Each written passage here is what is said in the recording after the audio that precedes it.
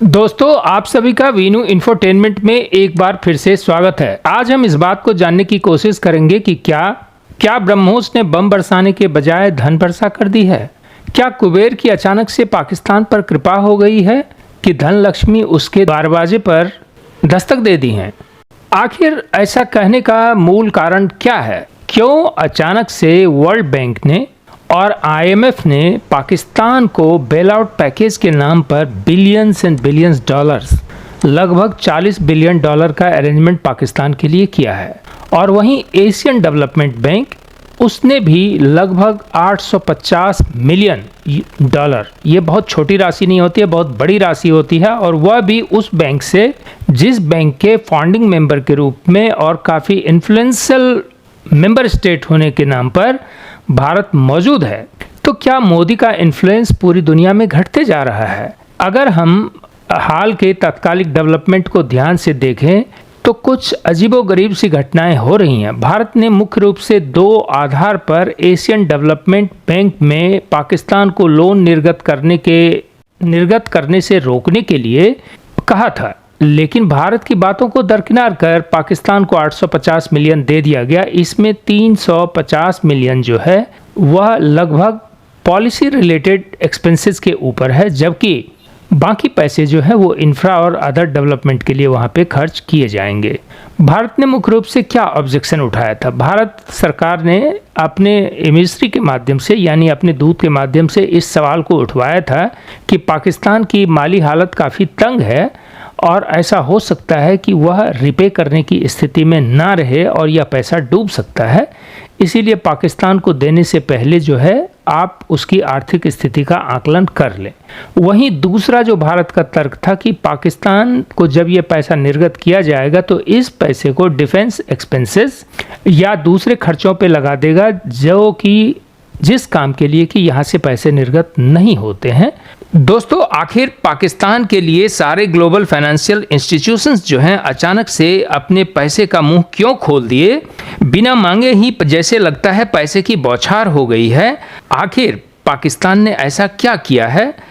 असीम मुनीर और शहबाज शरीफ ने आखिर दुनिया के फाइनेंशियल इंस्टीट्यूशंस को क्या झप्पी दी है कि सभी जो है दिल खोल करके पाकिस्तान को पैसा देने में लगा हुआ है। और सिर्फ यही नहीं, भारत जैसे देश के करे प्रतिरोध के बावजूद भी, क्योंकि दुनिया की जितनी भी फाइनेंशियल इंस्टीट्यूशन है उसमें भारत भी एक कंट्रीब्यूटर स्टेट के रूप में बहुत बड़ा स्टेक होल्डर है, इसको ओवर रूल करते हुए, इसको बाईपास करते हुए क्यों पाकिस्तान के लिए सारे देश आगे आ रहे हैं? What meets the eye is not right। जो नज़र के सामने सीधी सीधी दिख रही है, बात कुछ उतनी तो नहीं है, उससे कुछ अलग है, जिस वजह से कि ग्लोबल इंस्टीट्यूशंस जो है इस हरी में है कि पाकिस्तान को जल्दी से जल्दी फंड दिया जाए।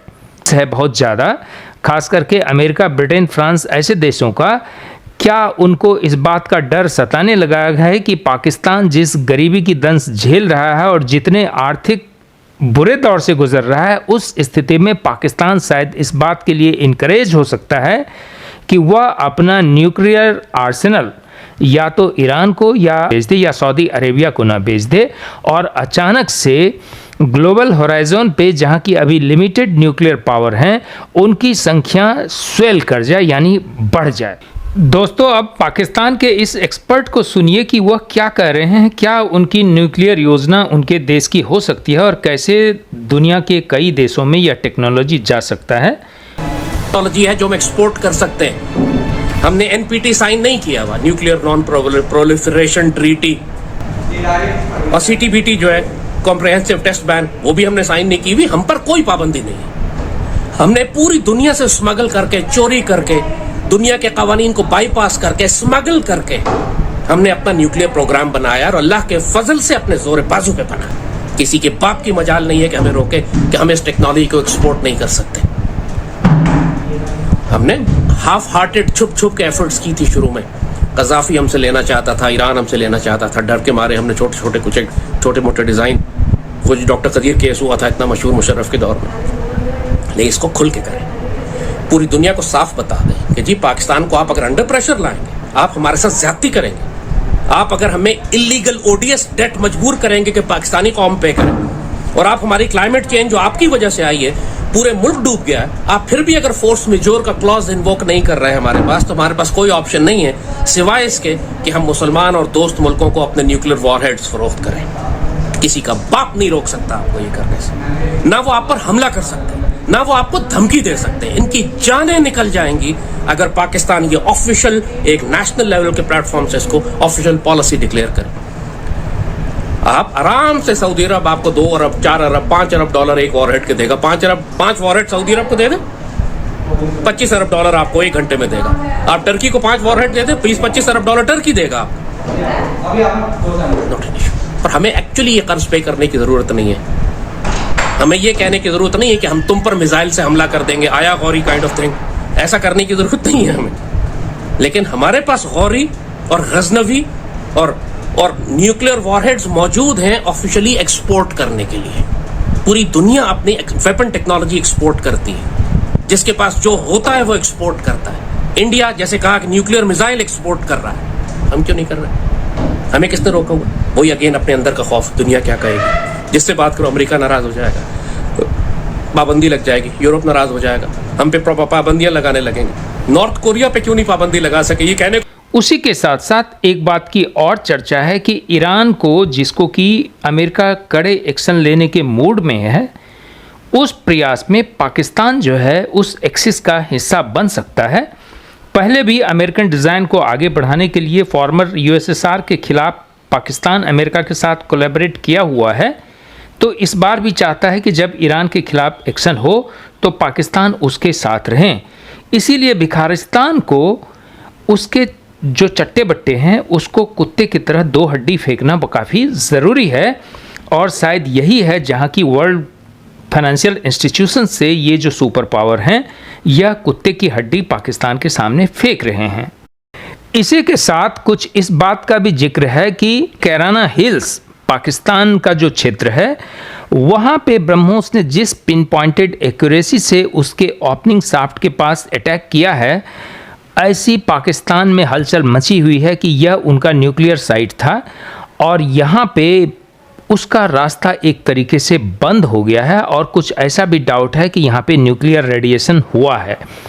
आपको ये जानना ज़रूरी है, अभी जैसे पाकिस्तान के जर्नलिस्ट ने एक खुलासा किया है कि कैराना हिल्स जो है उस जगह पे अमेरिका जो है उस एयरबेस को बहुत फ्रिक्वेंटली यूज़ करता था और वह इतना कंट्रोल्ड एयरबेस है जहां की पाकिस्तानी सेना के बड़े बड़े अधिकारी की भी एंट्री बिना अमेरिकन परमिशन के नहीं होती थी।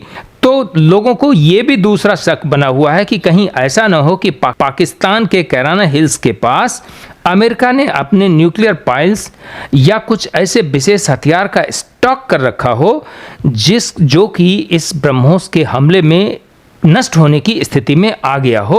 और अमेरिकन, आपने देखा होगा कि अमेरिकन जहाज़ जो है और अमेरिकन जो ग्लोब मास्टर्स है वो सारा चीज़ वहाँ पर अभी अचानक से बहुत तेज़ी से दौड़ा होने लगा और ये भी चेक की जाने लगी कि कहीं यहाँ पे न्यूक्लियर आर्सेनल का लीकेज ना हुआ हो। और इसी के साथ साथ मोदी का जो बढ़ता कद है उसको भी एक तरीके से यह सुपर पावर डाउन साइजिंग कर दे रहे हैं, क्योंकि आपको पाकिस्तान के साथ वो हैफनेट कर दे रहे हैं। और पाकिस्तान को पैसा देने के लिए आपकी अगर बात नहीं सुनी जाती है तो आपकी भी औकात मीन्स आपको कट टू साइज कर दिया जाता है। तो एक तीर से विश्व का जो फाइनेंशियल इंस्टीट्यूशंस है वो कई शिकार करना चाहते हैं। यह एक धैर्य का समय है जिस समय की मोदी सरकार को काफ़ी ध्यानपूर्वक अपने फॉरेन पॉलिसी को देखना चाहिए और कई देशों के साथ अपने संबंध को फिर से सुधारने का प्रयास करना चाहिए। अन्यथा जो आने वाला समय है वह भारत के खिलाफ हो सकता है। उम्मीद करते हैं कि यह कंटेंट आपको अच्छा लगा होगा। अपने दोस्तों के साथ शेयर करना ना भूलें और फटाफट से सब्सक्राइब कर दें ताकि मेरा मनोबल बढ़ सके।